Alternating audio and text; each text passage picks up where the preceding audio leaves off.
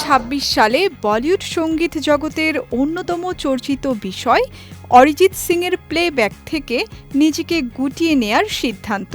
বিষয়টি নিয়ে সঙ্গীতাঙ্গনে নানা জল্পনা-কল্পনা তৈরি হলেও ক্যারিয়ারের এক পর্যায়ে অরিজিৎ সিংয়ের মতো হুবহু একই পরিস্থিতির মুখোমুখি হতে হয়েছিল আরেক জনপ্রিয় গায়ক শানকেও।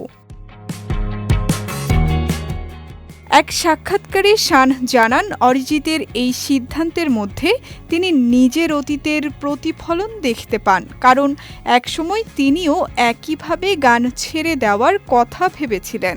অরিজিতের সিদ্ধান্ত প্রসঙ্গে তিনি বলেন, বিষয়টা এমন নয় যে সে পুরোপুরি গান ছেড়ে দিচ্ছে, সে এখনও গাইছে এবং সামনে আরও প্লেব্যাক করবে। তাহলে অরিজিৎ কেন এমন সিদ্ধান্ত নিলেন? মুচকি হেসে শান উত্তর দেন, এই প্রশ্নের সঠিক উত্তর অরিজিৎ নিজেই ভালো দিতে পারবে। তবে তার রেকর্ড করা বহু গান এখনও মুক্তি পায়নি, তাই আগামী 2 বছরও শ্রোতারা তার নতুন অনেক গান শুনতেই থাকবেন।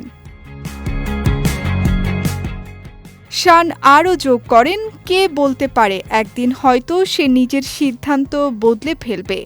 এটা তো আর পাথরের লেখা সিদ্ধান্ত নয় যে বদলানো যাবে না। এ কথা প্রসঙ্গে নিজের ক্যারিয়ারের এক চরম দোলাচলের কথা স্মরণ করে শান জানান, 33 বা 34 বছর বয়সে তিনিও হুবহু একই অভিজ্ঞতার মধ্য দিয়ে গিয়েছিলেন।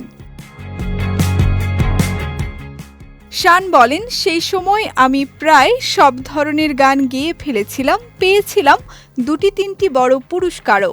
পাশাপাশি সমাজসেবামূলক কাজে যুক্ত হওয়ার একটা তাগিদ অনুভব করতাম। ভাবতাম জীবনে এতদূর এসে সমাজের জন্য কিছু করা উচিত, কিন্তু কাজের চাপে সময় পেতাম না, মনে হতো একই বৃত্তে ঘুরপাক খাচ্ছে।